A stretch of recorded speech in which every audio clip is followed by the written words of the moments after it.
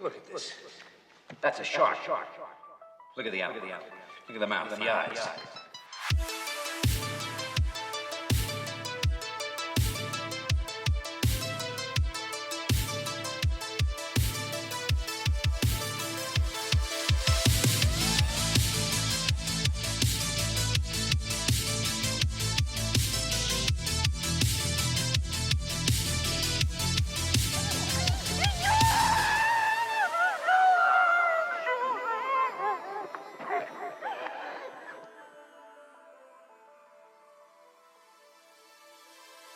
Hello, guys and gals, and welcome to yet another episode of the Jaws Cast, the podcast dedicated to exploring the films Jaws inspired and how those rip-offs, knockoffs, and wannabes measure up against the greatest creature feature of all time. I'm your host, Jony Horror, and tonight I am joined by my two best pals as we set sail on the waters surrounding Amity Island to catch us a killer shark. Though it's probably not the one you're thinking of. But before we do that, WWII, introduce yourself and tell me, do you miss surfing? Wow. Okay, cool. I'm Brian, and I'm awesome. God, it's flipped. This is tricky. There it is.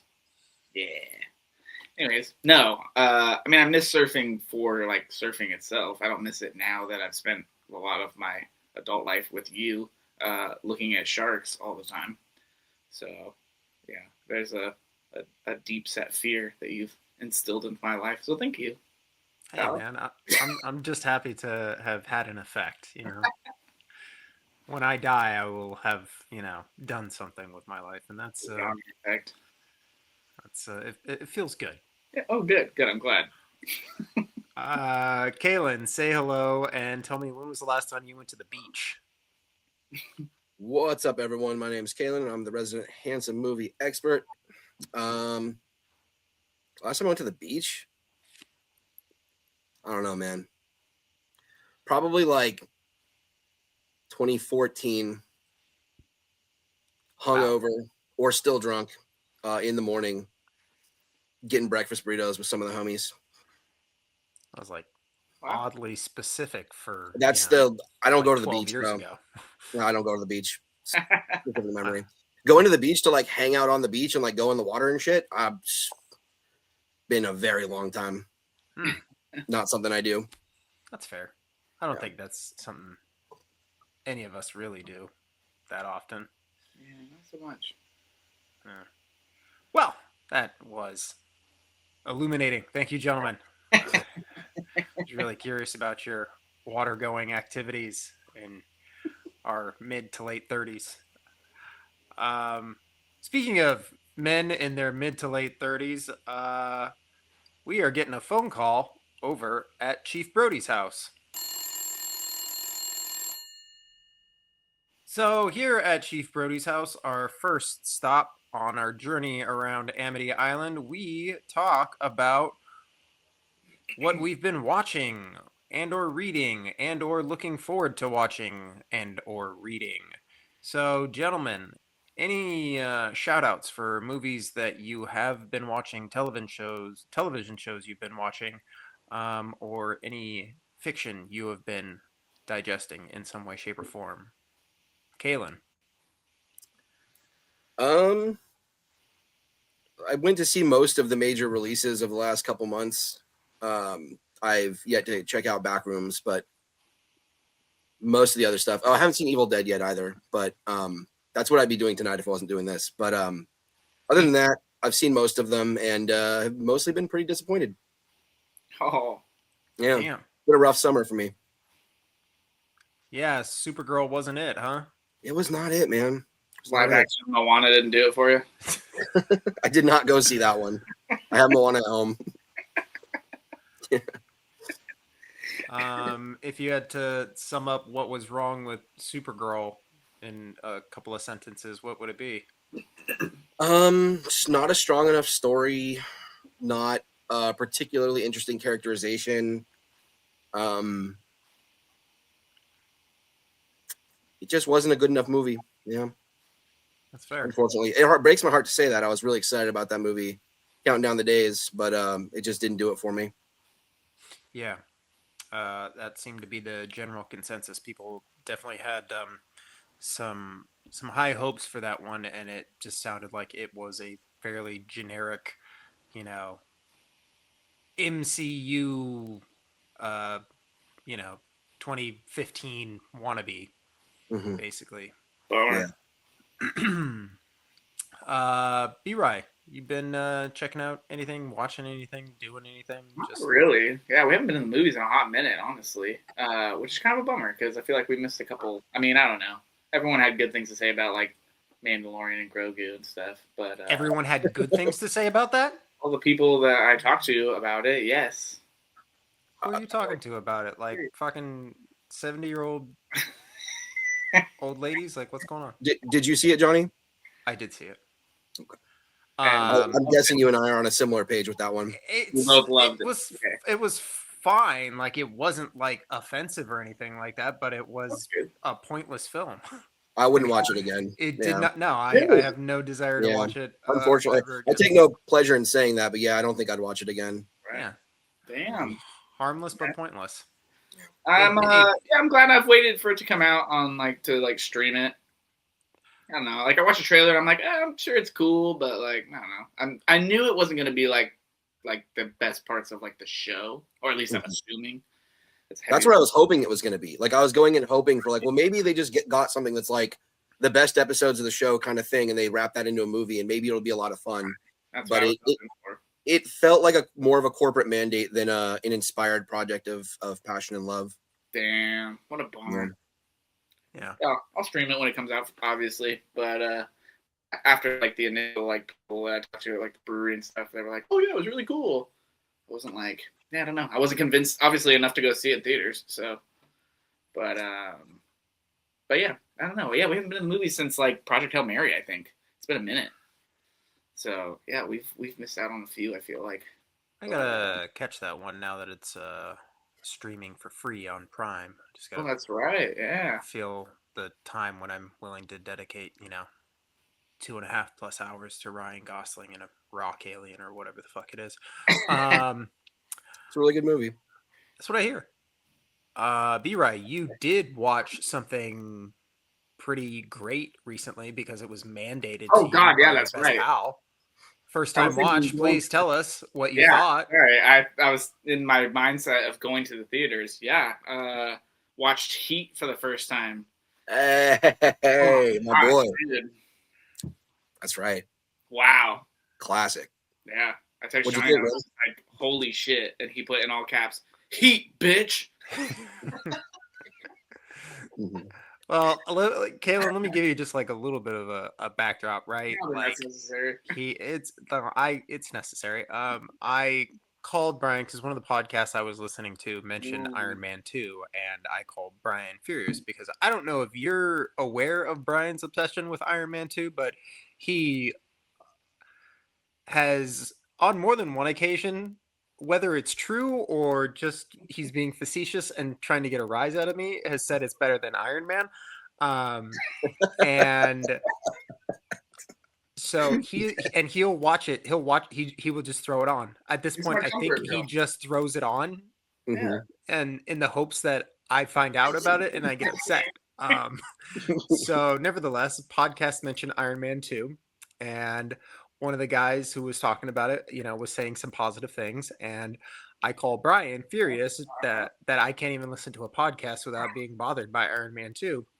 And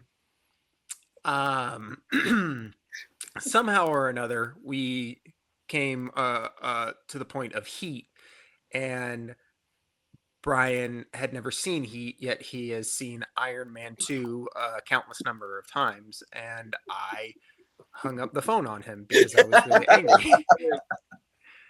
Yeah, you're really upset. And then him and his lovely wife came to visit me at my restaurant probably like a week later, and he still hadn't watched it. And I'm pretty sure it was me telling him in front of her that got the job done. But, now he understands at least why, I was probably so upset that he hadn't seen it yet. Being a grown-ass man, not seeing Heat. I don't know if I fully understand why you were so upset. I think you were more upset about Iron Man 2 than you were about me not seeing Heat. Well, I'm always upset about Iron Man 2, but I digress. It's 16 years later, and I'm still pissed. It's true. So yeah, amazing film though. Wow, just wow. Yep. There it is. Yep. Absolutely peak. Great movie. Myself, I have seen Evil Dead Burn. Without giving too much away, I enjoyed it.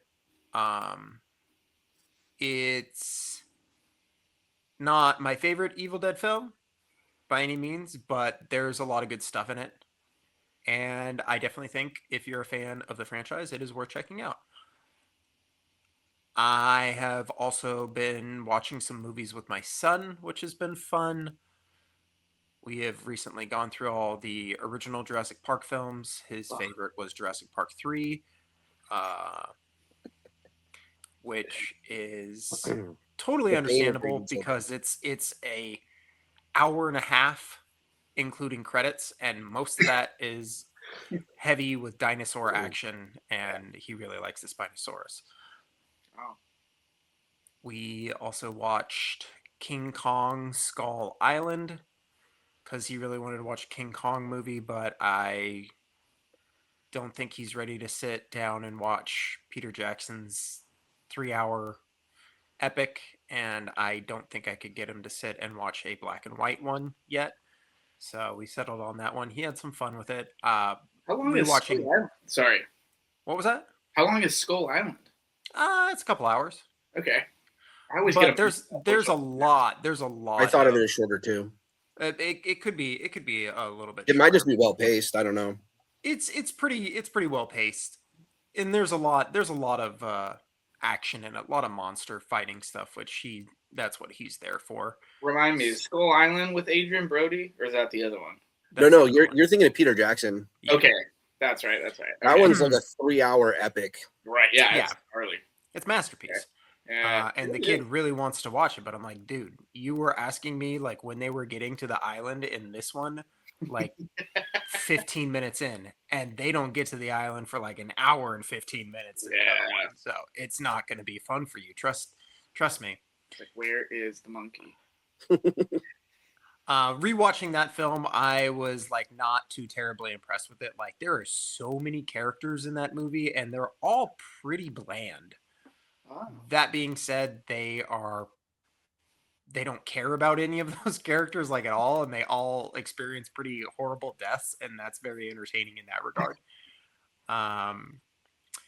But yeah, just been kind of going through watching some fun stuff with my guy, and we did see Monsters and Minions, or Minions and Monsters, which was a lot of fun, and he laughed very hard at that one. So. Have you been keeping up with the Minions movies? Are those any good? They are, from what I've seen, taken in through osmosis from him watching them. The Despicable Me movies mostly, highly entertaining, good character, fun. So, and yeah, this recent one was just a fun kids movie, and I mean I laughed as shit too. It's fucking Looney Tunes is what it is. It's just, characters being nonsensical, and sometimes they're beating each other up, and it's entertaining. So yeah, Looney Tunes is fun. All right, well, gentlemen, thank you for getting me up to date on what's going on in your entertainment life. But we are now getting called over to the Amity Police Station.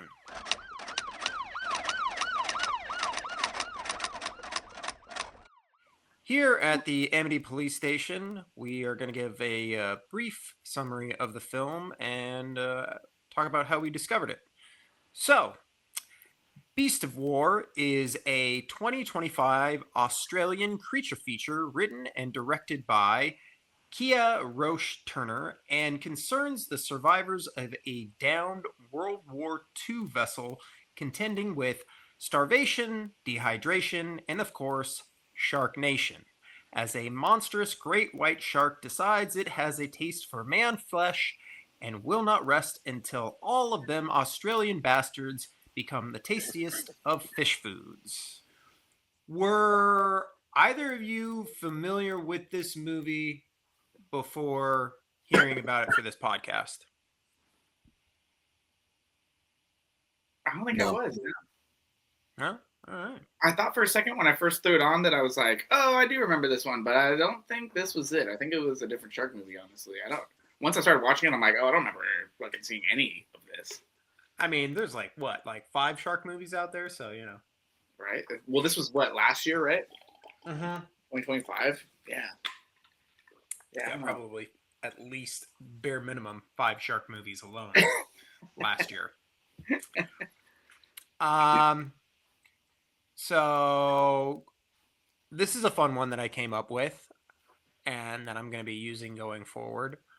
What are the odds that Brian survives this film? Out of 10. Out of 10? We'll call it the Brian Survivometer. Ugh. I'm giving you a 3. Whoa! 1 being like super good odds, obviously. I'm gonna say a 5 Wow, that's generous. Okay. Slightly less. because I feel like Brian would probably have a pretty good shot of being well liked amongst the guys. That's true. I would be a little bit worried about his ability to fend off a Japanese soldier, but in terms of being well liked enough to be one of the mates and get through it, I think you got a shot there, bro. Cool. I'm the opposite. Well, Johnny gave me a 3 with 0 reasoning, so That's true. Yeah, Johnny, what's the reasoning behind he the ain't 3 fucking score? likable. He ain't gonna survive. It ain't fucking happening.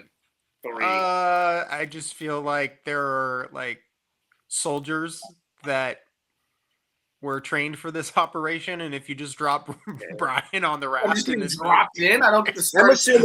assuming Brian gets the same basic training they got because he'd be no. one of them in the. You're saying he's in the movie, so he was part of their. I mean, their that's The regiment. whole fair. That's montage. fair. I'd be in the montage at least. In the montage, yeah. In the montage. Right. Okay, yeah, that's fine. Okay, 3.5. Oh my god. I go through basic training, I get half a point. How did I get to Nobody says you did a good job. what were the grounds for the 3 if basic training only gets me half a point? Jesus Christ. Your general Brianness, I think, is kind of what would be problematic, I think my general Brianness is what got me a 5 down below here. So Listen, man, this is just how I'm feeling about this movie. In another movie, you could do better. I think in other movies, you might be able to run away. This one, you can't. So I also don't think Brian would like mess with the water at all. Like once he knows there's a shark, Brian's just gonna be like, nope. that's And fair. I feel that there were a number of characters that also felt that way that still met pretty grisly demises in this picture. Sure. I'm at like the same level as like a Tommy right now to Johnny, apparently. Yeah. Just get back on the boat. Get back on the boat. There's plenty of beaches on the boat. Well, we're not getting on a boat yet. Nay, my fine gentlemen. I am feeling like I've spent too much time in this police station. Been doing too much work. It's exhausting. So I think I might stretch out my legs, apply some dark tanning oil, and enjoy myself on some beautiful white sand beaches.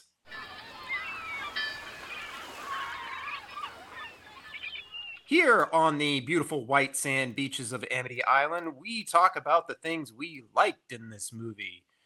So, gentlemen, tell me, Beast of War, what was doing it for you? B-Rye, take her away.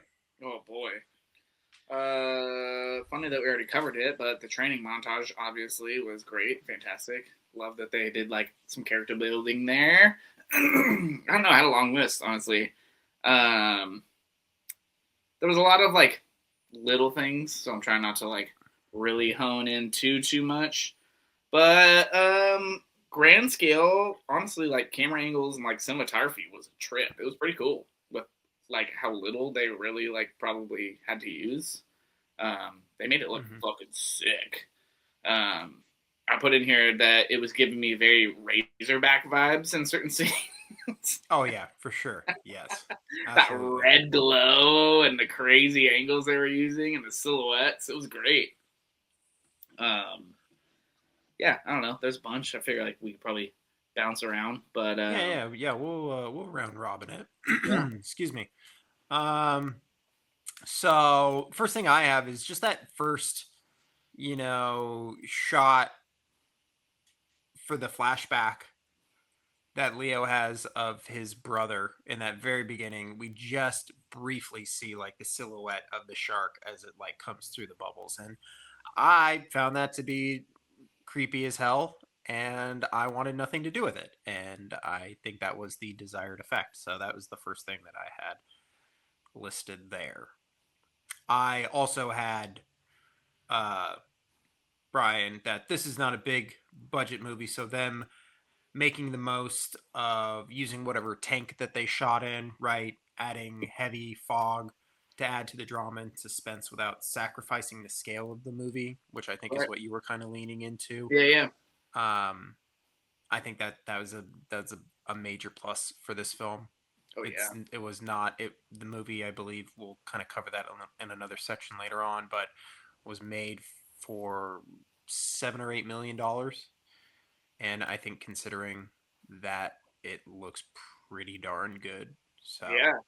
that's definitely in the positive section for me. Kalen, what about you? Yeah. I think that that's probably one of the most impressive things, in my opinion, about the movie. Honestly, is that getting this much out of a $7 million budget is a lot harder than it sounds. You know, if you if you don't know what that really looks like, particularly when you're shooting a movie like you mentioned with a water tank. Logistically, it's very difficult, and I do think that they did a lot with a little in that sense. That would be a major thing that stands out to me. Another thing, though, for me, I would say honestly, I would say my favorite thing about this movie is the cast. Nice. Yeah. Yeah. Please elaborate. Well, just like in Australia, and I'm not, if there's any Australians listening to this, I love you and I'm not hating on you guys, but like you guys don't have the film industry that we have. There's not as many human beings in Australia. There's just not the same talent pool as there is if you're operating in the US or even like in Europe. Like there's not the same acting talent pool to work from. And so you're doing this Australian film on like not that big of a budget. I think that it could be difficult to get a crew of young guys together who have this much distinct personality and chemistry, and are this believable as people. I believed each of these characters as human beings, and a lot of movies don't pull that off. In particular, like your core characters, like I really bought into those characters. I bought into those performances. I agree. I think particularly the gentleman who plays Dez, who's a real piece of work in the film, but the actor's name is Sam Delish. Pardon if I'm butchering that. Delich. He's great because he is kind of a piece of shit, but he's charming and charismatic as fuck, so you find it hard to completely despise him, which Right. I think is the intended effect for that character. I think there's some some very solid performances in this movie. Again, that's kind of what it ends up falling back on. It's a great looking movie with an awesome villain, which we will get to. But at the end of the day, it is a character driven story, I would say. You're just stuck with these guys on this hunk of sheet metal. We don't get to go to lots of locations and have really extravagant action pieces. There is action in this movie for sure, but it is not quite as elaborate as something like even your most basic war movies, you know? So, yeah, I agree with that, K-Dog. It's pretty wild that like they bring a lot of the like action to them and they're on their little raft, you know. Mm-hmm. Yeah, it's cool. B-Rye, another good. Oh boy. A lot of the sound was a trip. Like obviously cinematography wise, like the like you were touching on with like they're like the way they set up the shark early on was really kind of terrifying. Mm-hmm. But then the way they incorporate all of the little sound pieces along the way and how things tie together and continue throughout and like add to that like just like desolate eeriness was pretty fucking cool. Yeah, I have written here the fucked up air raid Yeah. siren Yeah. being like shoved into the Right. shark, so as it's coasting along the surface, Yeah. it's catching the water and the wind, and it's making that terrifying sound. I thought that was really really clever because, as most folks probably know, not the people making Jaws the Revenge, of course, sharks don't make noise, they have no vocal cords. So They made a little noise this in this movie. there is a moment in this Add movie it, where add 'em on. there's a little baby roar coming out of that shark. um but it was a very clever way for this movie to have its cake and eat it too. Like, it gets to do the thump thump Yes. without doing the thump thump. Yeah. And I don't know, that's like a standout thing Yeah. Super for this clever movie. way to I do it. forgot about it because I watched this movie for the first time late last year, I believe, as soon as it came out onto VOD, because I knew about it for a while and I had heard some pretty decent things. I watched it, and yeah, on this second viewing, as soon as that sound hit, I was like, "Oh my god, that's terrifying! What is that?" And I was like, "Oh yeah, that fucked up thing." And I'm like, "I'm pretty sure that's gonna become the shark's like sound effect, but I can't remember how." Um, but yeah, I digress. I agree. What they were able to do with sound effects, particularly with that air raid signal, I thought was really really cool. Yeah. Kalen. I would say, I mean, I liked the shark, and I liked the shark attack scenes a lot. I thought they were cool and, scary, good B movie gore. um, and they did a good job of keeping the shark pretty terrifying, I think, in this movie, for what they were able to do. Yeah, I also have written here the animatronic shark is fucking legit. Yeah, it's a good shark. We need more of that in shark movies. Big time. I can really count on one hand the times I've seen like a CG shark that looks good. And most of those times actually come from one movie called The Shallows, which we have not covered yet on this podcast, but we will. Right. Uh yeah, we're gonna dive more into that later on about what makes that shark scary and what makes the shark in Jaws scary versus a computer generated shark. The CG sharks. Yeah. I feel like this is mostly a head that we get in this one. I don't think Yeah. it's a full body shark like they use in Jaws. From what I can tell, they mostly just use the head. But it works. It's very scary, especially it being blind in one eye lends itself to a very creepy, eerie factor. Yeah, I And like that part. the fact that its teeth just look like all fucking jagged and sharp, probably a little bit more leaning more towards like a mako shark than an actual great white shark's set of jaws. But it is very eerie and almost dreamlike, which I know is what the director was leaning more towards when they were designing this. But yeah, the shark is scary, and when it does pop up, it feels real, it feels tangible, Yeah. and I think that adds to the drama of this film, where a lot of other shark movies are kind of missing that. Yeah, I always get worried. Like when I started this one, I was like, God, okay, I really hope they just don't like just right out the gate show, the whole shark, the whole fucking, peek behind the curtain thing. Like, because it's always just a bummer, where you can't help but stack things up against Jaws no matter what, especially when we're watching these movies. And Yeah. they obviously just set the bar so high, so you're just like, ugh, come on, just don't like all at once, like just tease it in there. And they did a really good job, I feel like, with that. And when you do see it, you're like, oh, fuck, like, that's a freaky ass looking shark. Goddamn. Like, all right. I feel like they did a pretty solid job.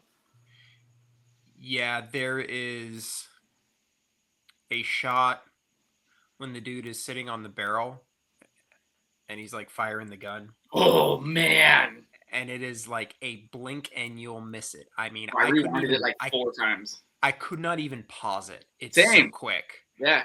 Where the camera just goes beneath the water and you just see like the tip of the shark's snout. Yeah. And it cuts. And that, so good. So good. Insane. Scary. Yeah. Scary. Like they made the shark legitimately scary. Mm-hmm. Which I think is kind of a hard thing to do these days. So And they don't props show to the them. attack. You just hear it, too. Yeah. Yeah. Which is a trip. Which again is smart, Yeah. What you were saying, Brian. Ease into it. Breadcrumbs. Don't put the cart before the horse. Right. And they just take it back to that little raft, and that's where they're having to, like, hear all this shit from. Just like, oh, God. Like, so isolating. I don't think I have too much else on my end that were like big things. Like you said, Kalen, the shark attacks in this are pretty good. They're very visceral and aggressive. Any other good stuff that you guys want to cover before we jump on to the next section? I think that was it, honestly. Yeah. We touched on cinematography stuff. I thought they did a really cool job with like the slow motion, like really in tight water shots and stuff. Like they have like those couple of like, it almost feels like it's like a really intense B-roll shot B-roll shot of like it breaking the surface of the water. Yeah. And it's super slow-mo, or when it starts raining, they're like right on the water surface as it's like pattering. Mm-hmm. Like, yeah, I don't know. It was a trip. That's what like gave me some of those like almost like Razorback feels, where it's just like such funky angles and like they suck you into these weird little scenes here and there, and then put you right back on that raft. Australian filmmakers apparently just know how to style it up, I guess. Right. But yeah, that's actually really good point. You might have your double feature picked out right there, pal. Look out. All right. Well, if we don't have anything else that we need to cover in the good stuff, then we can move on to our next section, if that's all right with you fellas. Yeah. All right. Well, having enjoyed some fun in the sun, we are unfortunately getting called out to give Ben Gardner a tow. So here we go to Ben Gardner's boat.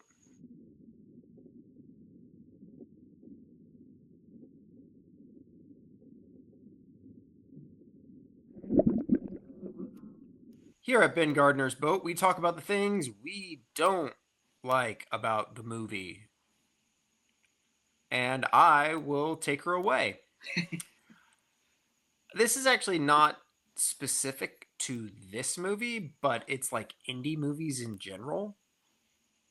And Kalen, I feel like you'll probably be a little bit more aware of this.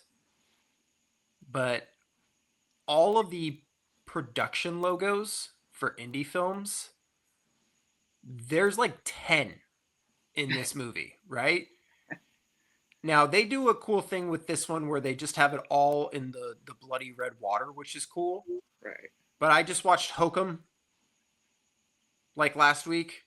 There's probably like 6 or 7 for that one. I don't know, Kalen, did you ever watch Late Night with the Devil? Mm-hmm. Great film. I think there's probably more in that one, more production logos. Like it got to a point when we were in the movie theater and like people were laughing, Right? Because there were It's like, so many come on. production logos. Yeah. And then this one goes.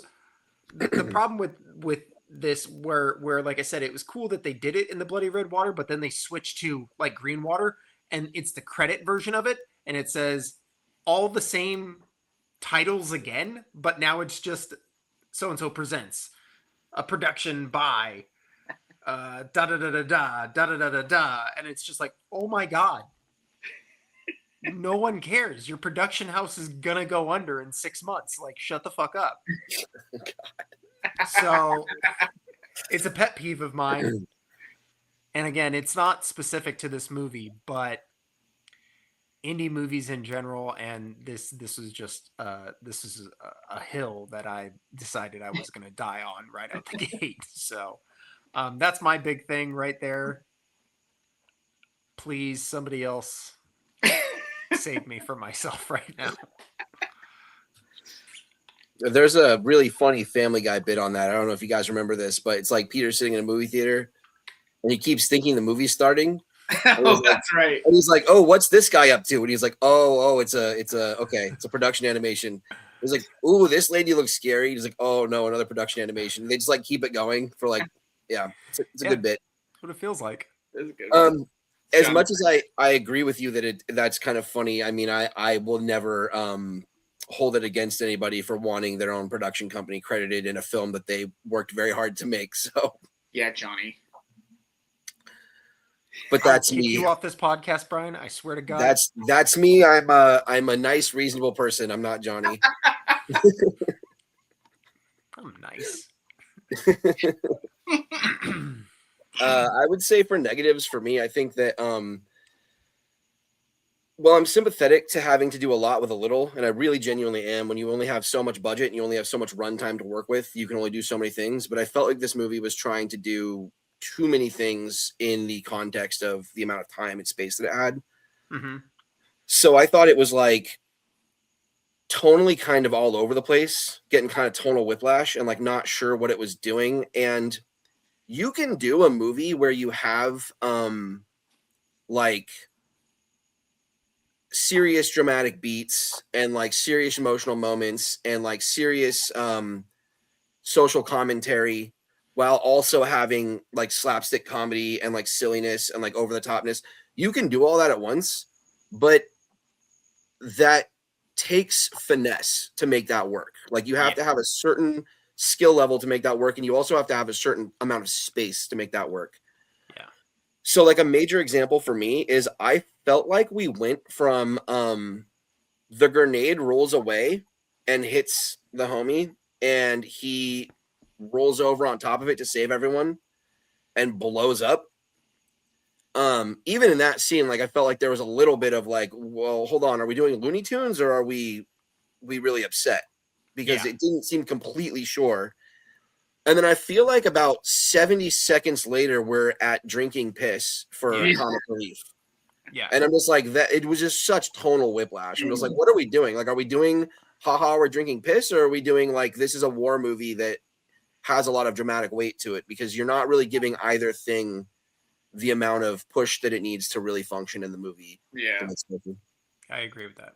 Yeah, same. Like I liked the like comedic piss drinking scene at first, but I was like, man, like it's just Yeah, like you said, like whiplash is a good way to put it. It was just like, wham, we're right into this now. And I was just like, oh, like a little bit of, finesse. You need space, man. You need space. You need a finesse. Like we Yeah. just blew up the homie. Like Yeah, that was a heavy scene. right. And then we're immediately drinking piss for comic relief. I'm just like, that is like, I don't know. Yeah, need a little breathing room to say the least. Yeah. I agree with that. One of the problems is that this movie, there's not a lot to pull from, right? There's not. You have guys on a raft and a shark, and that's what we're working with. I personally am of the mindset I don't really like the trauma stuff in this movie, like the dead brother Oh yeah. sort of thing. I don't feel like that was inherently necessary to the story. In fact, I actually think it actually backfires and leads our main character to do something incredibly pointless at the end of the film. Right. But that also kind of leads to my other problems with the Leo character. When they are discussing the size of the shark, he says that it's a female great white because males don't get that big. Like sharks, like I understand he comes from like an indigenous population, right? So, and he's like free dives and whatnot. So they probably know a little bit about sharks, but they don't know about sharks. Not in the degree that he knows that females are bigger than males. There was a weird amount of credibility. Like your average person back in the 1930s and 40s was not coming into contact with sharks. They were like mythical creatures. Even to scientists at that stage in the game, they did not know that much about sharks. So for just like the idea that a regular dude in 1941 would know that females grew larger than males seems highly unlikely and just sounds like the writer trying to be cute. It's not my favorite bit. It sounds forced and exposition-y, which I have a little bit more on with that when he continues to talk about sharks are attracted to two things, blood and movement, which he is saying on the back of everyone be quiet, sharks are attracted to sound. So it inadvertently goes against what he was just saying. So it's bullshit exposition that doesn't even follow the rules that it is in the process of laying the groundwork for. Yeah. So I don't like the Leo character's background, like knowing about sharks. I think it would be so much. I think it would have been so much cooler if it's just a bunch of guys that don't. It's a shark, but they don't know what to expect and don't know what to do because they've never come into contact with something like this. Right. Yeah, That's again in the wake of Jaws. When people talk about sharks, you can only compare it to Quint and Hooper talking about sharks. And the way that they talk about sharks seems real and believable. And if you're not those guys, you have to be doing something different. If you're doing the same thing, saying that something's a 20-footer, just sounds really bad and very much like it's trying to do the same thing. So that doesn't work for me.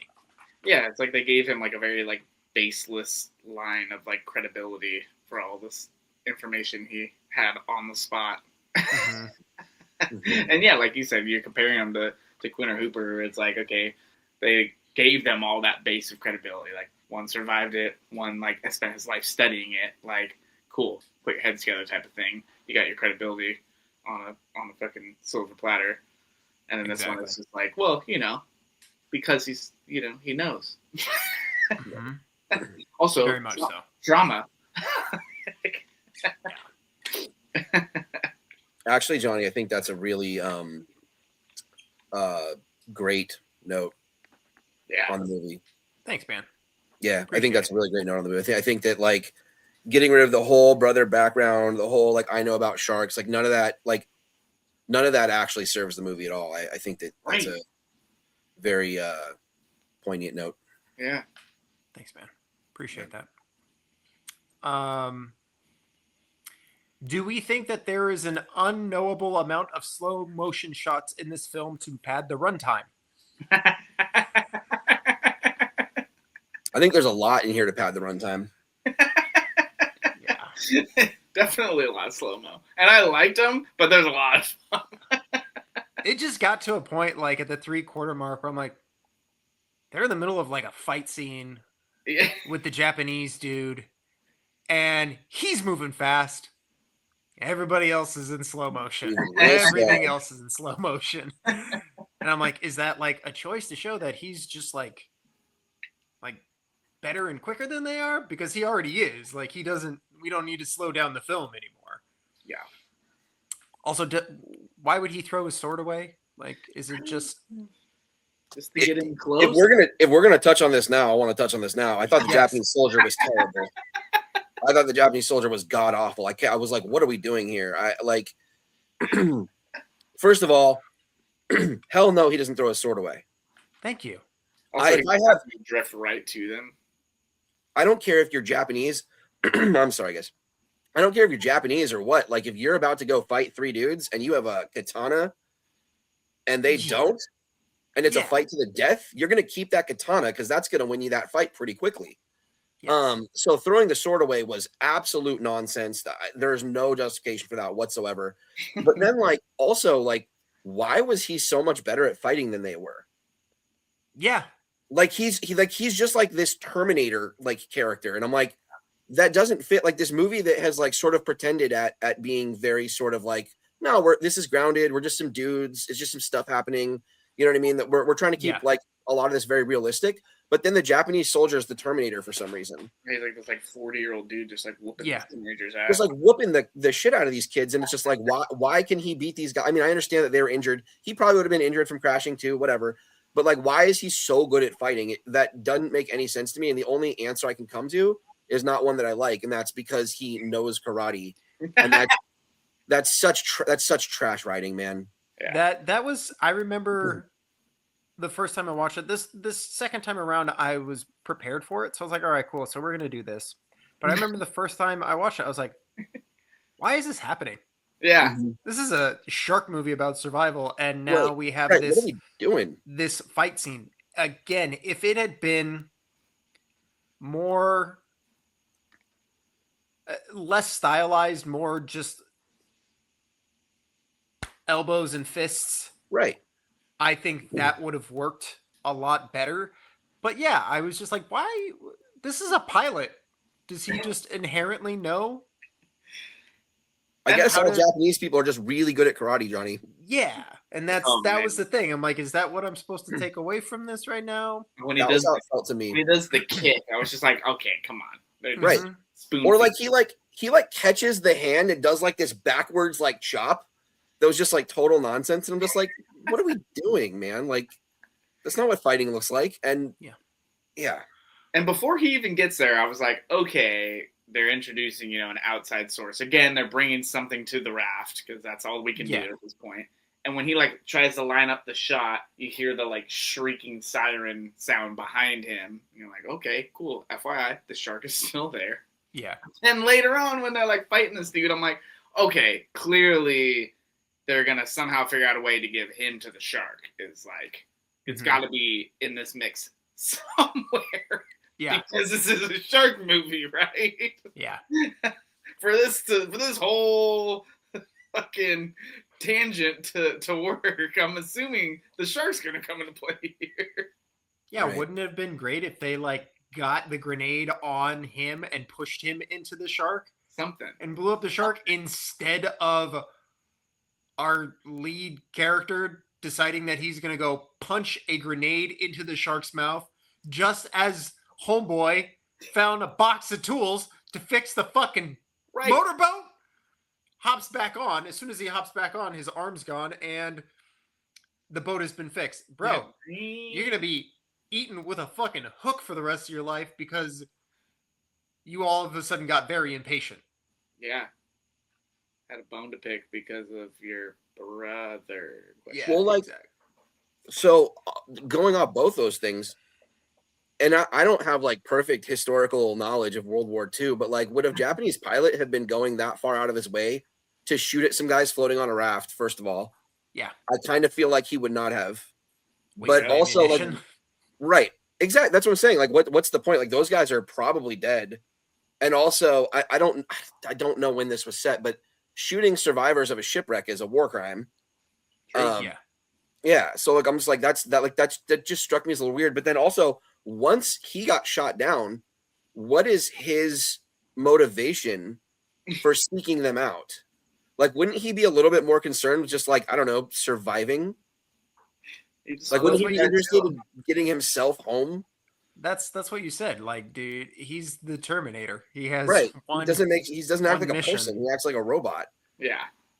And then the what you said about like punching the shark, like, if you were in a situation where you're with a bunch of people and there's a shark eating people, would you really be focused on getting revenge against the fish, or would you be more focused on getting away from the fish? Yeah. Like, I'm not actually mad at the shark for eating people. That's what sharks do. They eat stuff. You know what I mean? I wouldn't be taking it personally, like, oh, I sure hate this shark. Yeah. I'd be trying to get away from the shark. Huh? He's like, it wants me. Yeah, it wants me. It's just like, who cares about going out of your way to kill the shark? Focus on getting away from there. Like, you don't gain anything by killing the shark. And I think that they tried to justify that. I think he really just wanted a scene where he punches the grenade and gets his arm ripped off. And that's the whole reason we have the brother background, is just so we can have that one moment that I don't think actually works that well. Right. I was really taken aback this time around when I watched it. I was like, they have the fucking tools, bro. He's telling you he found tools, and you're, I'm ready. I'm ready to face the shark. It wants me. Yeah, I didn't get that part. Any other big bad stuff that you guys have that doesn't work for you? I don't know. Little nitpicking stuff. I didn't understand. Like, they pointed out the motorboat that they were gonna like try and get to, and then like a day later, they're like, "Yeah, that motorboat that's still like 20 feet away." And I'm like, it didn't float in a different direction. Like, you're on a piece of metal. It's like half of a wooden boat. Like, you guys just float the exact same distance in the same direction forever. Kind of like the Japanese pilot. Like, how did he just like drift directly? He just drifted directly to them. Like, that's not the way the ocean works. He wasn't paddling in their direction. Dude's standing there with a sword in his hand. Like, he just arrived. Like, pure Also, metal. why did he pose with the sword if the plan was to throw it away? Right. Why would you stay posed with your sword for that amount of time? Rolls up with it, and then he's like, "Oh, they see me. I'm just gonna throw this away. We're chilling. We're chilling. Now See, we're cool. I'm not gonna kill you." Hey. Anyway. What was the point of the girls in the medical tent? What was the value of that to the story? I remember thinking that the first time around too. I'm like, why are we doing this? Like, what does this serve? I mean, I think the director would say it serves, like, you know, character growth and development. And I'm like, all right, cool. Well, if that is indeed the case, because I can think of no other case besides that. They needed a very long, drawn-out way to sprinkle in the name Bruce. Yeah. I guess so. She's like, guess my name. And then when he said it, I'm like, oh, for fuck's sake. It's like the other Family Guy bit. It said it. It said the name. They said the thing. Even though it's not the title, but I'm like, yeah. Yeah, no, Kalen, you're absolutely right. They serve zero purpose. And I also just found it very odd that, I don't know, guys, I've never been at boot camp, so I don't know, but it just seems odd that it's just all these guys and then two stunningly beautiful nurses. Like, that is a recipe for disaster right there, bro. That's the that's the casting of it all. But the nurses being young women isn't, I don't think, too unrealistic. No, I suppose not. It just seemed again. I mean, the guys were some of them were pretty good looking for soldiers, like for random soldiers. Oh, they were all pretty. Well, I'm just saying, not like, ugly guys. Not like every random assortment of dudes is going to look quite like that. So I think that's just casting good looking people. Yeah, I suppose so.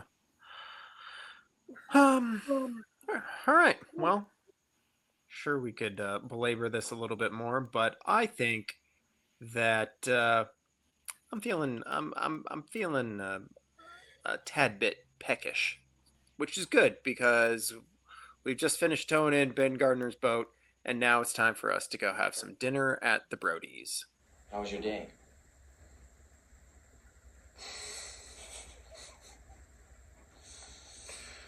Swell. Here at dinner at the Brodies, we talk about the inspiration and or references that this flick takes and makes to Jaws. I guess I'll get it started. Literally, the whole premise of the film is directly inspired by the USS Indianapolis speech that Quint gives. So, that we will very much be covering in a later section, but the director has said as much. So, there you go. There's that. Brian mentioned the name Bruce being floated when a man was trying to guess a woman's name. Do you guys have anything else that you picked out specifically? Because I got a full list here. He mentions, like, doesn't he say something about 200 men were on the boat or something like that, too? Someone says something about that. God, where was that? No, he did. It was when he was trying to use the air raid siren. He was like, "There are 200 men on the boat. There's got to be more than just us." That's right. Mm-hmm. Yeah, I don't remember the exact number that Quint gives, but I remember I was like, "Oh, okay." It's 1,100. Oh wow, no. yeah, way different. Super close. Definitely a callback. I do think it was a little bit of a callback. He just couldn't make the numbers work. Right. Small boat. Because Australia wasn't that big of a navy, you know, like 110 of us. Right. All 110 Australian soldiers in the war. It's the normal amount. Right. That's all we got.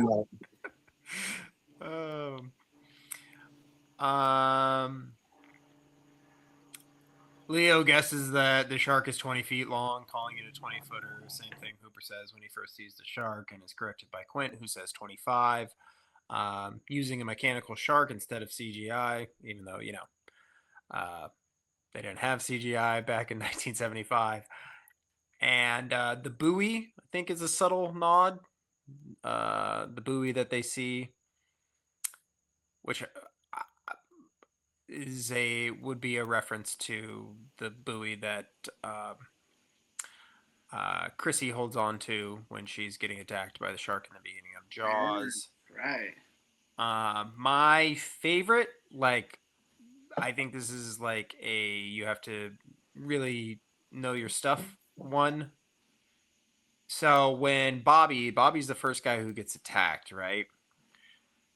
When he resurfaces after being attacked, his body floats up to the top, right? They see the top half of his body, and it bobs up and down in the water like a kind of top. This is an expression that Quint uses when he's talking about the USS Indianapolis and how one of his buddies, he saw him floating in the water, and as Bobby rolls backwards, it is revealed that he's been bitten in half below the waist, which is also a line that Quint says when he is describing his buddy in the water during the USS Indianapolis events. So I thought that was pretty clever, fairly subtle nod, but also right on the money. Yeah. And I like that sort of stuff. I think that is smart, clever stuff, as opposed to, you know, the Bruce of it all. Though in Dangerous Animals, they were really, really cool with how they did that reference. The main villain in that one, Kalen, he goes by Tucker the entire movie, and you know him as nothing other than Tucker. And then at the very end of the movie, when the credits roll, it just says Bruce Tucker. I was like, hey, that's a smart way to do it, gang. Yeah, it was That's cool. fun right there. And that was a movie that had very, very few actual nods to Jaws, so that's a fun one. What character from Jaws would you like to see in this movie?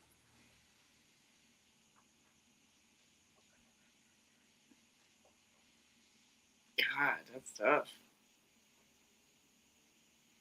I almost just want to like throw fucking Hooper in there just because he'd be like fucking useless and frantic. Like so much information to share with them and nothing for them to do with it. Bullshit. I actually like that. That's pretty good. It'd be like, it's this amount, it's this thing, this is how it's gonna. And I just like can't do anything with this fucking thing. Like, dude, we got 4 Wait, grenades. would you please shut the fuck up?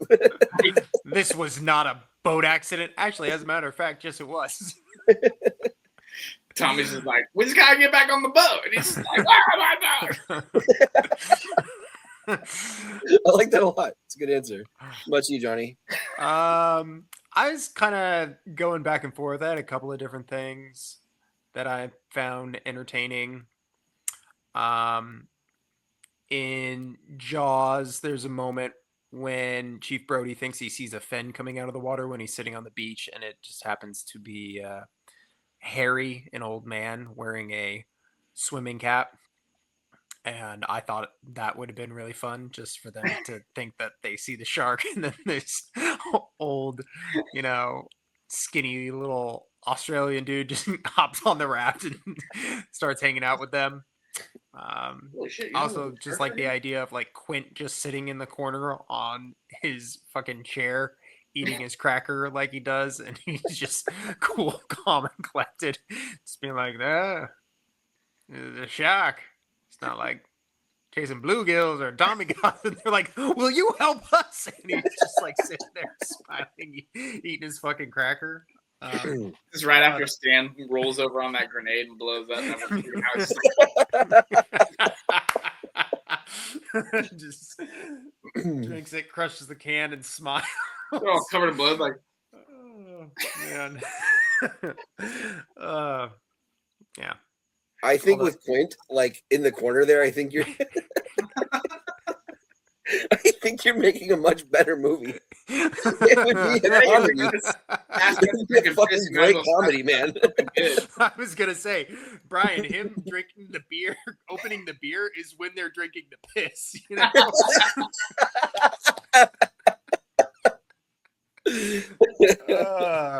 God. All right. That's good. Shit. I like that. That's definitely my answer. Yeah. If you could get Spielberg to come in and direct one scene from this movie, what scene would that be? Jesus.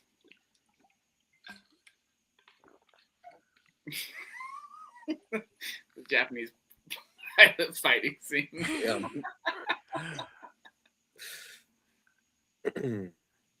I like the idea. We don't see too much of it, but Spielberg would come in and direct the shit out of that boat getting sunk. Oh man. Yeah.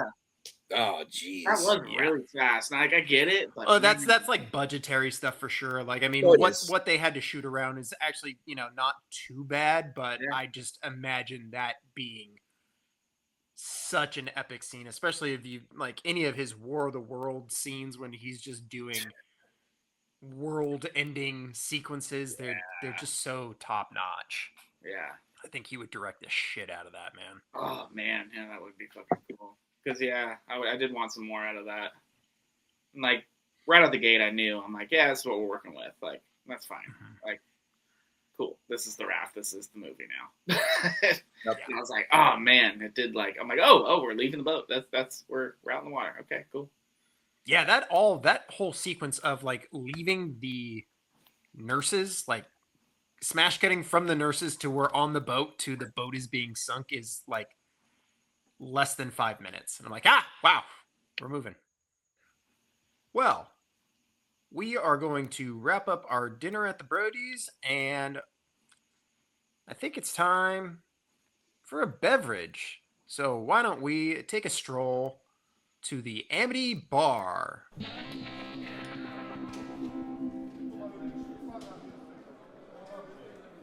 Here at the Amity Bar, we're going to get ourselves some beverages. We're going to talk about booze and drinks and the like. And we're going to snuggle up over at Calvert's Cocktail Corner while Brian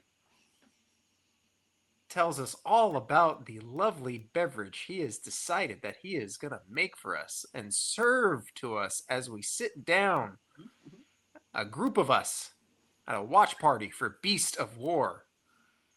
Brian, take her away. All right, we're going to be having the Japanese slipper. I'll read you the beautiful description. A Melbourne original that features equal parts Midori, a melon liqueur developed in Japan, but closely tied to Australian mixing, Cointreau, and fresh lemon juice, shaken with ice and strained. That sounds like a very, very sweet beverage. Red shirt. But the super saturated color would go really well with all the super saturated colors in this What film. are you talking about? And to follow it up, we're going to have a nice, big, giant handful canned size of Foster's. Foster's, I was gonna say, just really, really feel good the next day, I'm sure. Yeah. That's not it. After a couple of Japanese slippers and 17 cans of Foster's. That Nice. sounds lovely. Thank you, Brian, for hosting us in your cocktail corner. I can really tell that you did your homework, and somehow it worked out incredibly well for you. Okay. If you could sit and share a drink with one of the characters from this picture, who would it be? So I'm just gonna be like totally honest with you guys. I didn't remember anyone's name. This is not one of those movies where I'm gonna remember the character name. I'm really sorry about that. I didn't. Well, the Leo is the main character. His Okay. little buddy is Will. Dez is the piece of shit racist guy. my answer is Will or Dez. Oh. That's fair. I wasn't going to pick Leo either, honestly. He just doesn't seem like No, fun to have a drink with. no, I'm not. He's just too. I mean, I guess he's kind of cool in the beginning. He gets a little high strung in the rest of the movie, and he's kind of off his rocker by the end. Yeah, it gets a little more into like the cocky territory and then like crazy. Yeah, I don't know. Maybe Yeah, not a well- good hang. I don't know if Leo's a good hang. Yeah. I feel like Tomo's a good hang when he's not got his brains hanging out Concussed. of his head. I don't know. He seemed like a neat guy. I don't know if he should be drinking, but He's probably very heavily concussed. So, yeah, at least. yeah, I was leaning towards Dez myself. I mean, he's a real piece of work, but at least you get good Yeah. conversations. Right. And I wanna hear he what kind can of tell you about how his dad went to Gallipoli, survived, and then hung himself. Great conversations. Good that was conversations. before he drank his own piss too. Yeah. I think I'd do well with Dez because for some reason, like weird racist white guys always really like me. You know, they always just like look at me and they're like, "Oh yeah, that's my kind of dude." And then they're always just like really friendly, like want to be best friends. Yeah. One. They give you the old brother. Yep. Oh, every time, brother. Hey, brother. Yikes. Yeah. Oh boy. What a world. What a world. Honestly, Well, I think Will would actually be a good hang. I think Will would be a good hang too. Yeah. Will and Tomo are my guys for sure. Nice. Um, About the Japanese guy, huh? he was he, very he, upset he- when his alcohol went overboard. hey, homeboy brings his own booze, so Mhm. that's He was pissed when that fell over. Okay, No. I'm not gonna lie. I would like to drink with and then fight that guy. I would. That would be an interesting evening for me. Yeah. Do Japanese people usually bring sake while they're flying planes? Is that a Probably not. terribly common thing? I don't Right, know. I wonder if he was like a kamikaze pilot, or I mean, he was all ammoed up. I mean, I'm sure they all were, but In 1941, there were no kamikaze pilots. oh, not yet. Yeah, that was a Oh late yeah, desperation right. move. Yeah. yeah, that was Mhm. Kalen. That's true, Mhm. huh? So it would have been kind of weird to bring alcohol on your flight. Yeah, Unless he was planning on crash landing in the ocean, maybe he was the first kamikaze. fighting a bunch of Australian guys. Who knows? We'll never know. Self-assigned. There's no way to tell. Yeah, That's side right. tangent. I found it really odd that they like immediately planted a flag on their raft. I guess like to Kalen's note, it is technically a war crime for them to be attacked at that point, and they're looking for help. But when he put the flag up, I was like, all right, that's an odd move. Like you were just attacked like a day ago, and then when that dude shows up and starts laying down some fire on them, I'm like, well, this is what you fucking get. Yeah. Try to flare at him, and we're like, we're the enemy. Please kill us. Yeah, bring a sword and sake. We're here. Well, speaking of dudes that bring their own booze, we're gonna stroll on down the little dirt road behind the Amity Bar and make our way over to Quint's shack. Here at Quint's shack, we talk about Quint. In the shack. uh, Quint's Shake Shack. I think there's something there. How do they not have that at Universal Studios? Strawberry shakes only. Like, Like the blood that he spews out at the end of the film. Nah, guys, come on, boozy shakes. Now we're You guys are talking. thinking small. Yeah. Yeah, now we're talking. You can Get charge to like make Canary hands $25 up, for something like stick that, it upside bro. down, stick it in Exactly. the top of your shake. Yeah, guys. Put a lid on it. We're fucking throwing away free money right And now there it to is, whoever's listening. Some Universal execs tuning in. He's like, son of a bitch. The boys, they did it. Universal sponsor us. Please. Anybody sponsor us. Quilts or picker upper. Any of the toilet brands. I don't give a shit. Oh, I think there's no toilet brand. What am I thinking? It's not important. Well, I'm not going down this road. Who is Quint's equal in this film? Is it Leo? It's probably Leo, right? The- Like, I mean, the- it's The drill sergeant. One arm. fair enough. Yeah. Fuck yeah, good. That guy is Ar- dope. All right, yes. Which character would win in a fist fight? I think young Quint would take on just about anybody. I agree with that. I think old Quint would take on I think just old about Quint would take on anybody. most people. Yeah. We're talking about drill sergeant before or after he lost his arm. I mean, if we're talking old, young. There are plenty of people that want to get into a fight with one hand tied behind their back. So I think that drill sergeant is ready to go. Yeah, he'd probably fit that mold. A lot of people Uh-huh. lose their arms in this movie. I'm not saying. Yeah, several people do, actually. That's a few. The director really likes Star Wars. I was really hoping that drill sergeant was actually going to. Well, I guess he's a drill sergeant, but for whatever reason, when it popped in my head, I'm like, oh, I kind of hope he Ends is up on the part of boat. this raft situation. But now that we're saying it out loud, yeah, he wasn't anywhere near any of that. I wonder. No, it's best we don't. Who is the better shark killer? Do you think? Between We know that Quint has killed lots of sharks, though he does not kill the shark. We do not know how many sharks the drill sergeant has killed, though I would We're talking about Leo. I'm I gonna would, say I would Quint is a wager better shark killer. he's killed at least one shark. You think? I think so. That's not how he lost his arm. That could have been. No, it's not, isn't it? No, he got it blown off. Yeah. He sure did. At the same time, his friend's head got blown off. I don't think he killed any sharks, Johnny. All right. Well, I'm just being devil's advocate. You guys, Australian though. you know, Kalen, you picked the drill sergeant, so we have to see that all the way through. Is all Got I'm it. trying to say. We can't change characters midstream. What kind of podcast would we be? A couple of hacks.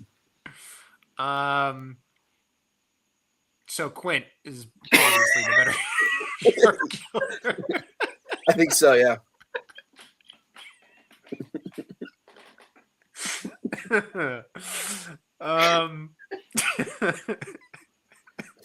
Brian, shut the fuck up, man. I was gonna say it. I'm like, so quit, right? This is the way he delivers it. The pause, really.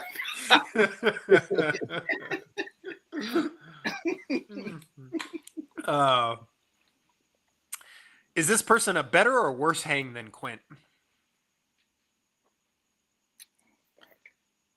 I'd kick it with both those old dudes, I was bro. gonna say it's a tough one. Yeah, I think they I both don't be a know lot of those guys. fun. There you go, Kalen. The guy with one arm who barely talks.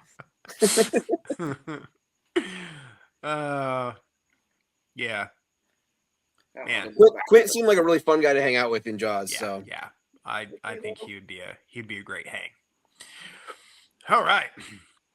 Well, now that we've been to the Amity bar, gotten drunk off of Brian's Japanese slipper. concoction, Japanese slipper, and 17 cans of Foster apiece, Yes. and we've made our way down to Quint's shack and had whatever he was brewing down there.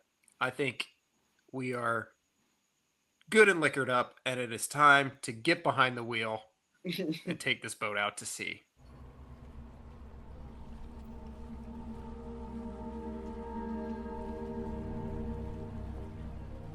Out at sea, we discuss the behind the scenes of the film, and just about everything I am going to read here is taken from a Bloody Disgusting interview that was done by Megan Navarro. So shout out to her and the website Bloody Disgusting for this information.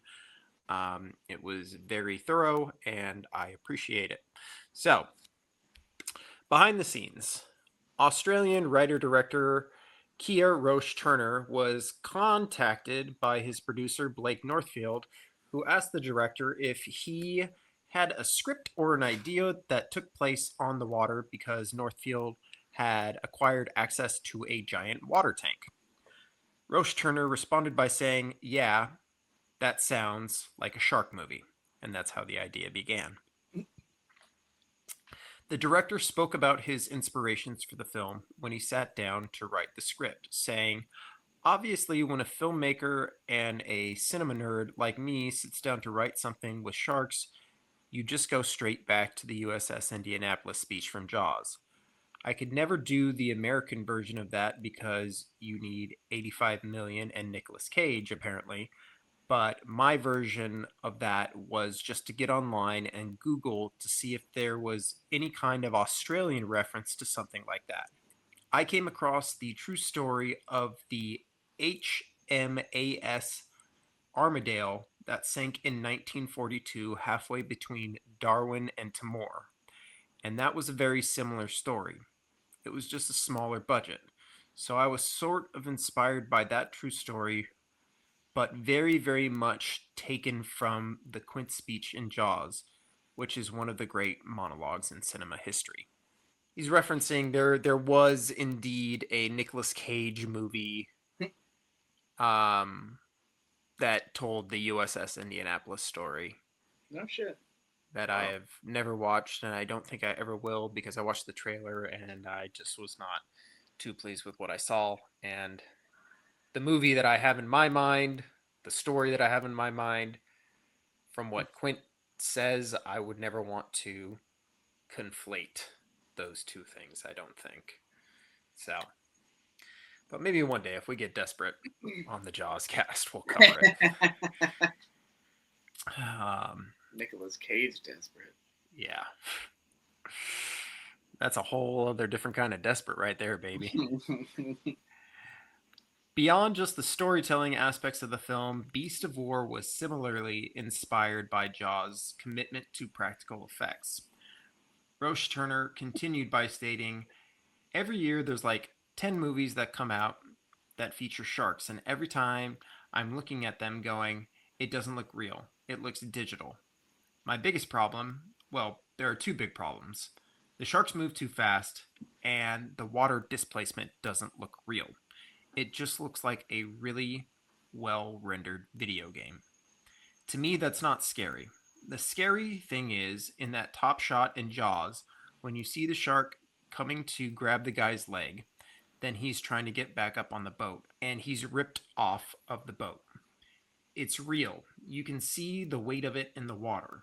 We knew we had to build a similar shark, and that was a huge deal from the production point of view. We had a company called Formation Effects led by Steve Boyle, and that's just kind of like the Australian version of Weta. A smaller company, but no less talented. They built 3 giant sections of shark, like a huge puppet shark that you could put a stunt diver in, and he just operates it. That was very easy to use. I loved that one. Then we built a giant half submarine with a fin on the back and swam that around in the tank. You need that because usually in movies they just put a fin on a diver, and there are no big waves on either side of the fin to show that there's a 1-ton creature underneath the fin. It's actually not the fin that's scary. It's how much water is displaced when it moves through the water. Because you're like, oh my god, that fin is big. But under that fin is something as big as a bus. That was important.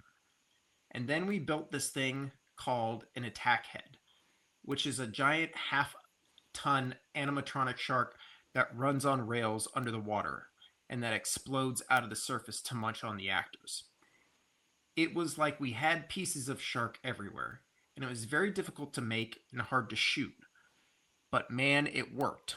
Once we got that thing in the water, it was terrifying. Nobody wanted to get in that tank. There's something psychological about seeing that stuff in the tank. They're like, I'm not getting in that water. It was good fun. Brian, I hear you laughing over there as I'm laughing as I'm reading it because that constantly goes back to what we say. We're talking about Jaws, and Kalen, perhaps you felt similar. And we probably talked about this on the actual Jaws podcast that we did for the 50th anniversary. But I would never want to get into the water with the mechanical shark in Jaws. I find it to be very unsettling, and I don't like the look of it. I feel like if I turn my back for 2 seconds, it's going to be eating me. Yeah, it's gonna come to life. That's how it works. No, I'm a little too practical. I think I'd be the first one in the water, and I don't think I'd care at all. You're a real son of a bitch. Yeah. Get in here. I'm glad that Brian and I are not the only ones. That there are other people out there. I felt very just not Kalen.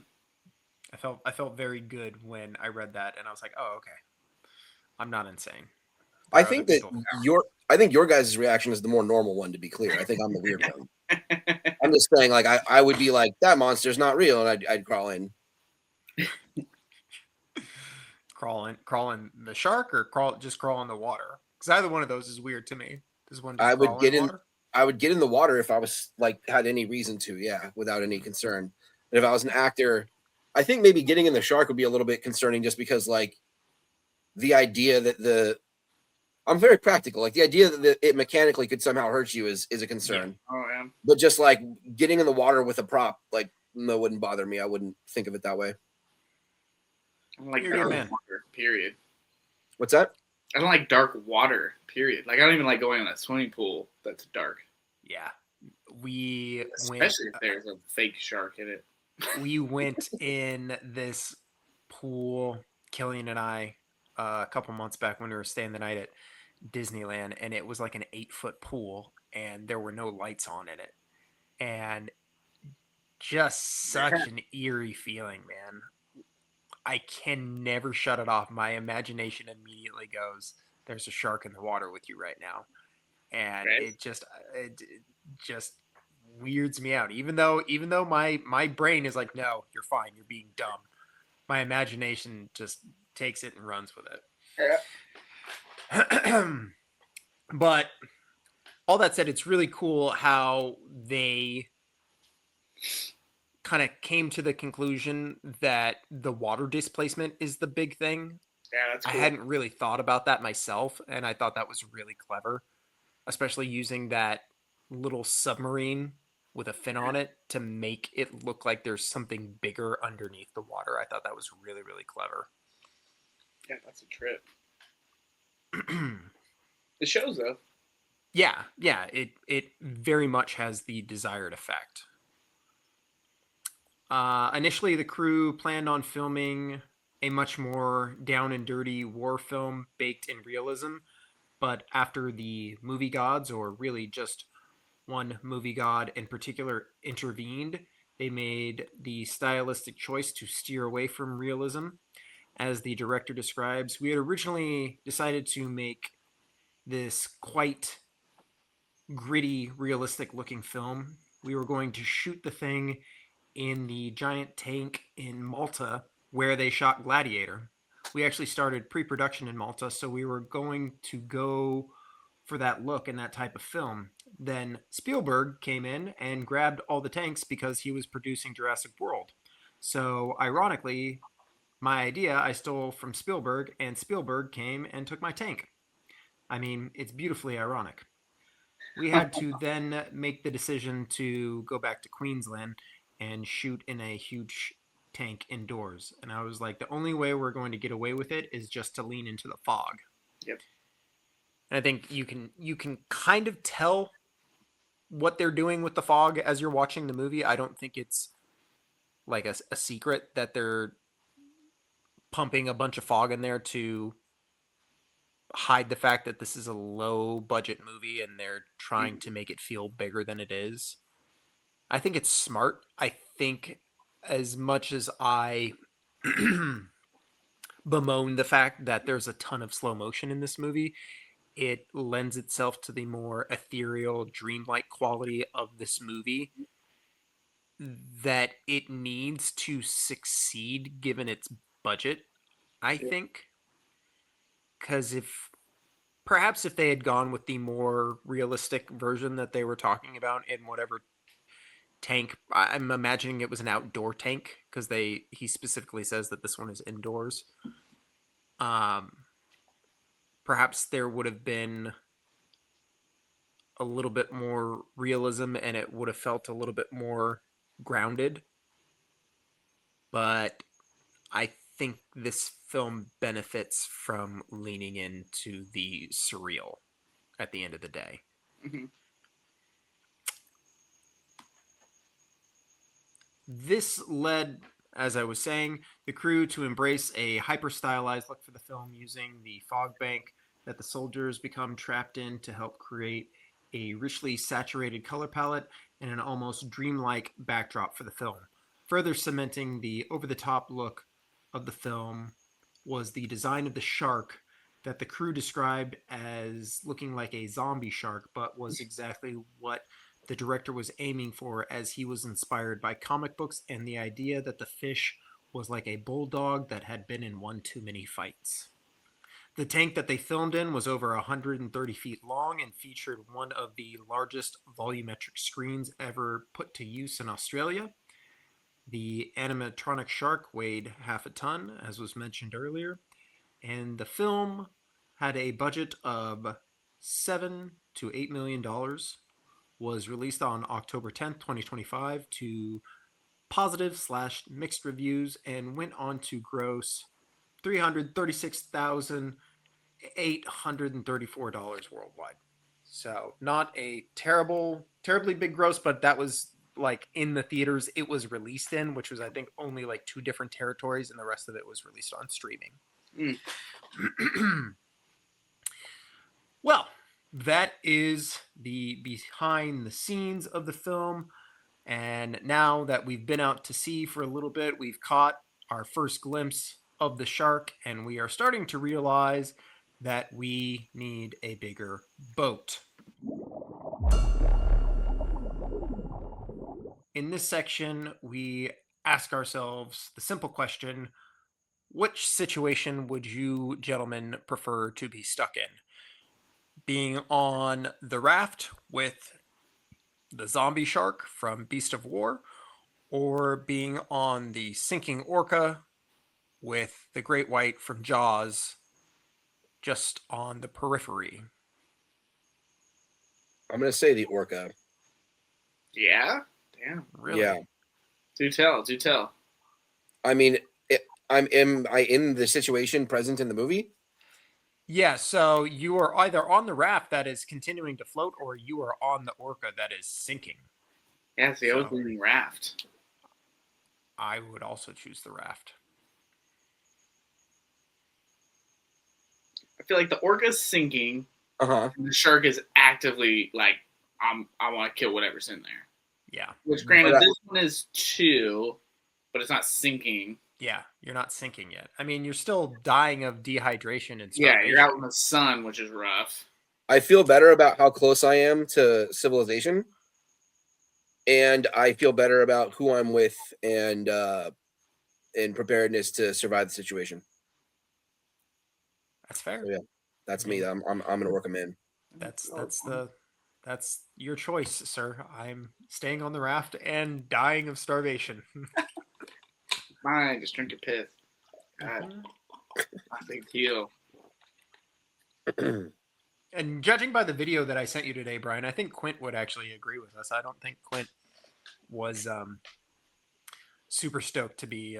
Yeah, Johnny. Well, Quint got eaten, That's what I'm so saying. there's that. I don't think he's super stoked about that. Is He all got I'm eaten trying by to a say. shark. I So know, I think that was the you thing know? he was actively trying to avoid. That's why I'm telling you, I think he would be on the raft with us. tell you That's what, all I'm me and saying. Quint can He switch would be on spots. his You go on the chair, raft, and just I'll sitting go on in the the orca. corner, making snide remarks at everyone's stupidity the whole time. Oh, man. Well, as our boat is sinking now, much like the boat in the film that was sank, much like the USS in Indianapolis that was sunk, we now find ourselves going into the water with 1,100 men.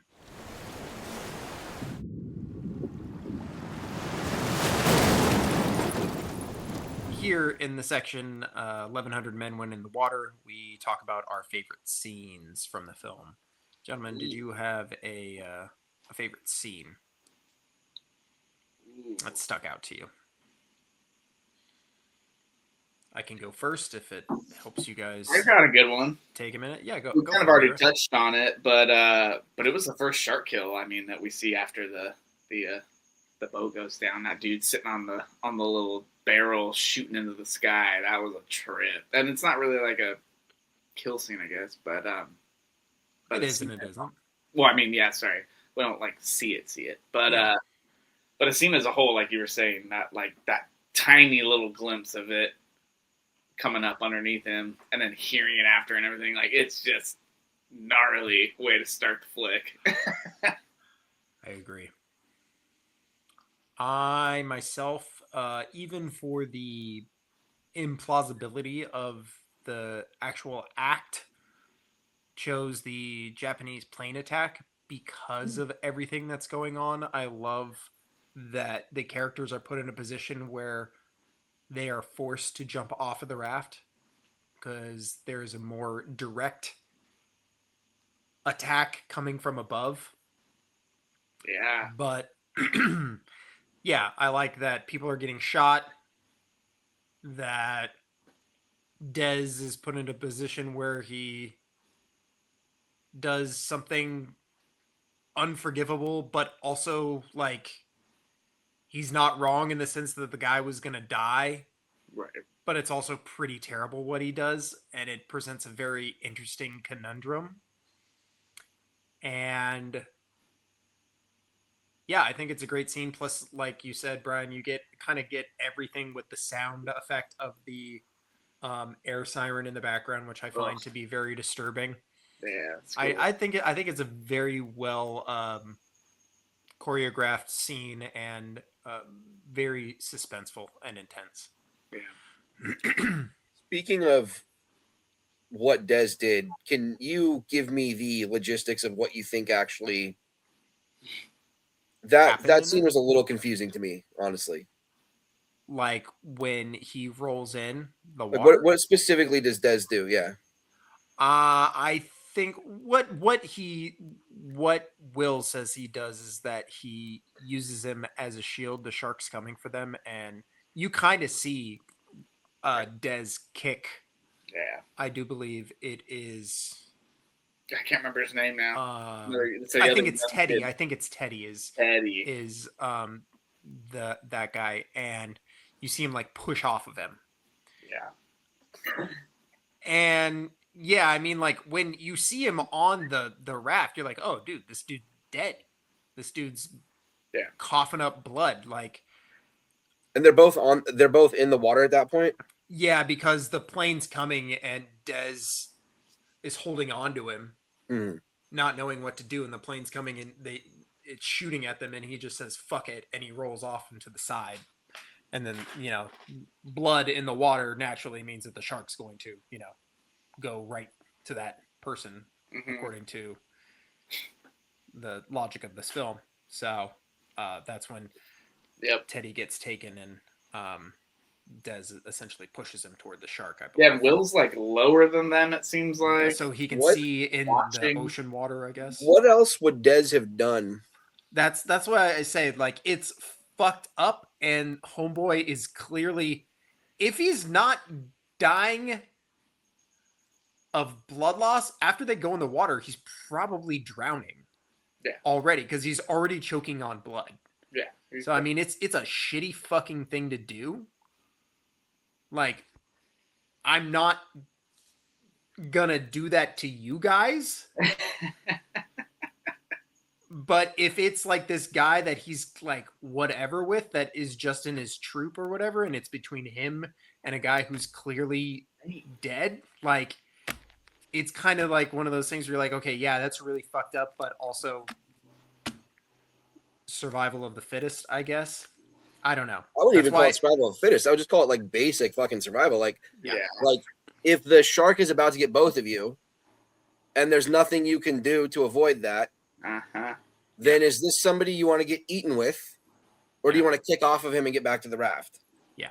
And there may be people you choose to get eaten with, but I don't know. It's that situation that's kind of tough for me. If I had to be like a nitpicky person here, though, I got to say that guy would have been dead within 10 seconds of that gunfire. I was gonna say those bullets. He had multiple bullets in him. He got hit multiple times, and those are not. These are not like a gun on one of those planes would turn you into pulp. Hamburger. Yeah, you'd be done immediately. Yeah. So that with him surviving that for that long, I was just like, this doesn't make any sense. He'd be dead very quickly from that. But yeah, that's a good scene. That's a good pick. Yeah. Mine is lamer. Mine is just the boot camp fight, because that was just where I got kind of engaged with all the characters and sort of interested in the story. Yeah, that's solid. That's fair. All right, fellas. Well, before we wrap everything up, we have some awards to hand out. So put on your nicest suit, get all that salt water out of your hair, and hop on down the red carpet to the Yellow Barrel Awards.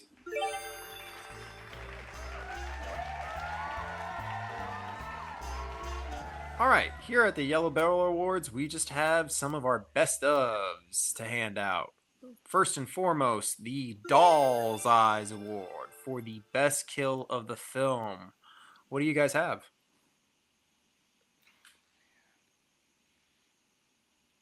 I had a tough time with this. I picked either Bobby, who is ironically the one who is bobbing up and down in the water. The first soldier on the raft to get attacked. Yeah. Or Stan, who is not a shark attack victim, but the guy who rolls over the grenade, because I thought that was a pretty nasty death. Yeah. Guts everywhere. So I would go, I got either one of those, but you guys are more than welcome to try and break that tie for me.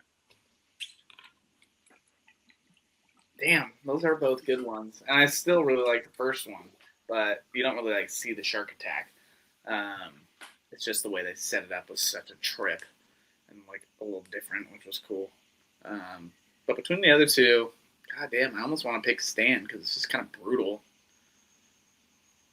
Roll on that grenade, it all happened so fast too. It's just like, oh shit, what the fuck? Yeah, I actually is really that? liked Yeah. how that whole scene is filmed. Like just the grenade rolling and then hitting him and him waking up and him just like He's all fuck it. bundled up in his little cocoon. Yeah. He's just like, fuck it. I was just like, oh, holy fuck.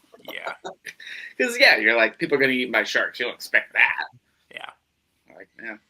I would pick that as like my favorite individual scene, even though I feel like it kind of was a misfit in the movie. Yeah, Yeah. definitely. So Stan wins the Doll's Eyes Award for Best Death. All right.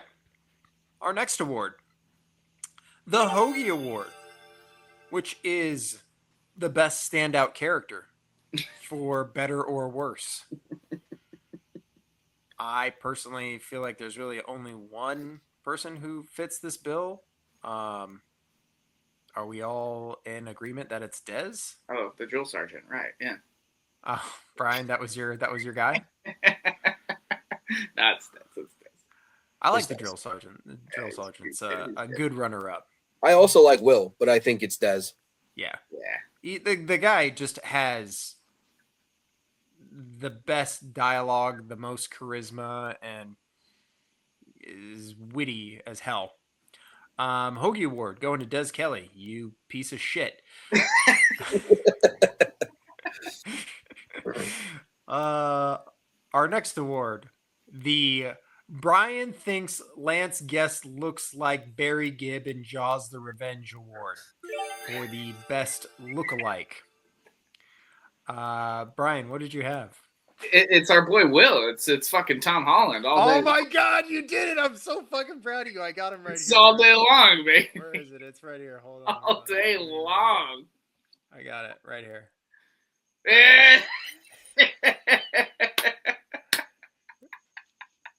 Sure. Yeah. Why not? Yeah.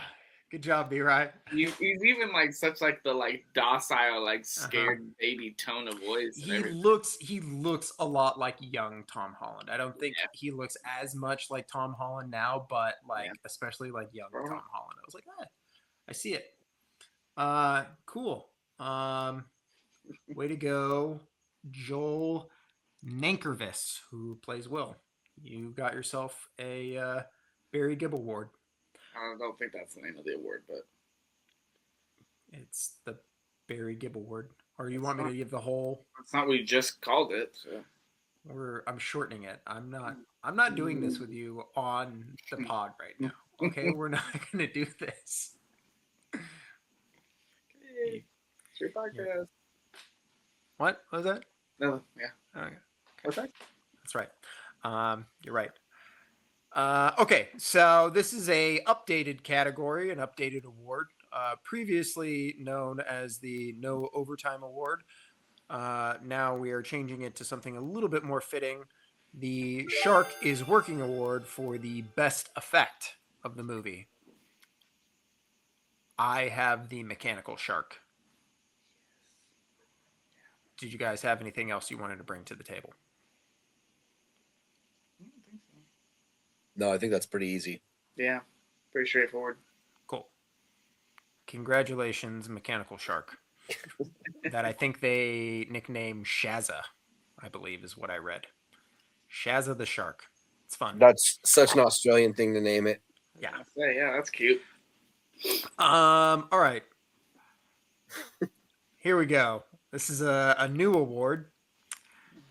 The Tits Like a Sparrow Award, named after the sequence in Jaws 2 when Larry Vaughn Jr., the mayor's son, sees a cute co-ed, and his response is that she has tits like a sparrow. I forgot about that. The Tits Like a Sparrow Award for the hottest honey or hunk in the flick. I give you either like twin nurses that are way too good looking for their own good, or I don't know, like Leo. Johnny's just like, I've never seen an attractive nurse. It doesn't exist. It's a lie. The pigs are a fraud. They're really hot. It's just like stupid how hot they are.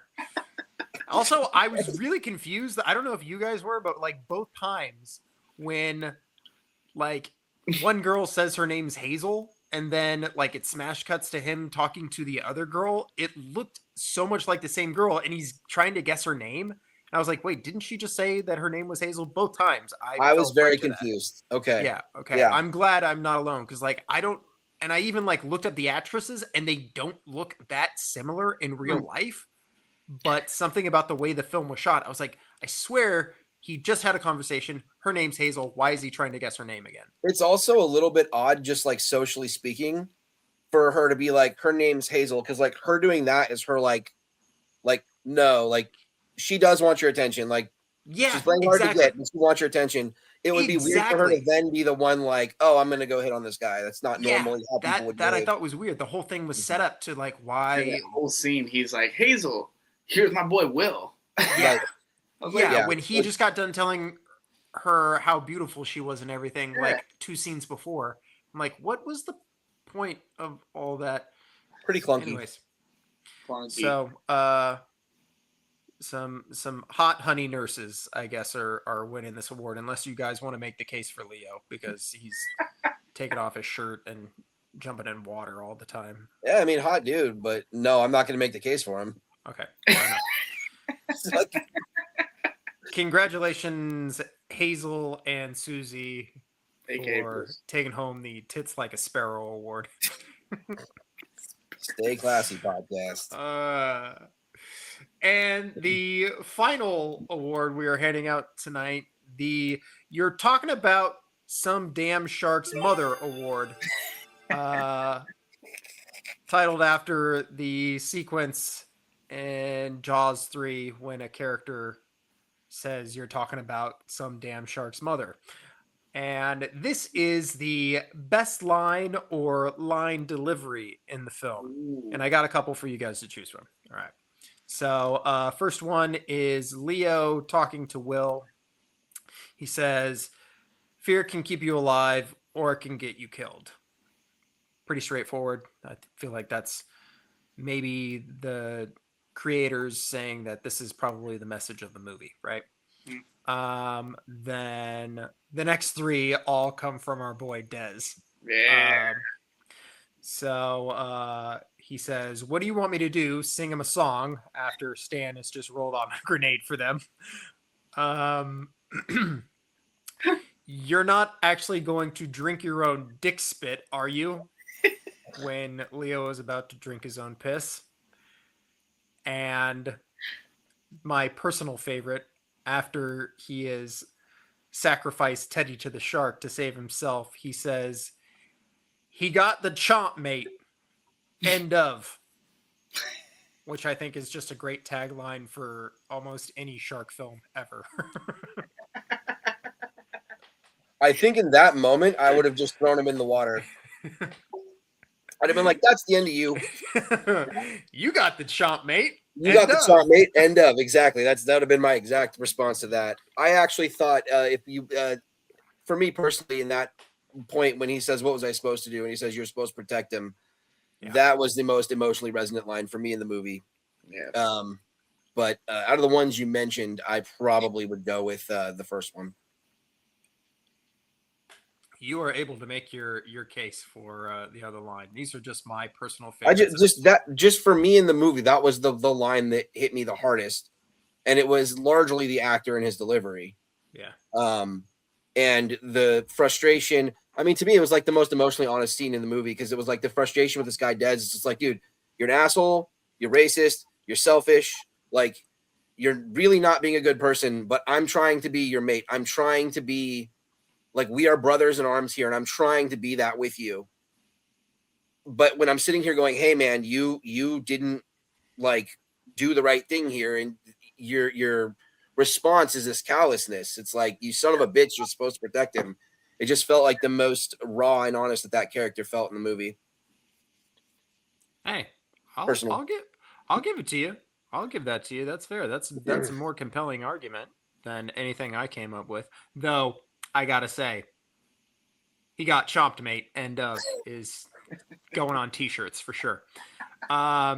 So Kalen, you get to take home. You're talking about some damn shark's mother tonight. Fellas, the Yellow Barrel Awards. Thank you very much for showing up. Congratulations to all who are taking home awards tonight. We'd like to thank everybody who lost. All right. It's all done. Everything is wrapped up. There's only one last thing for you people to do, and that is smile, you son of a bitch.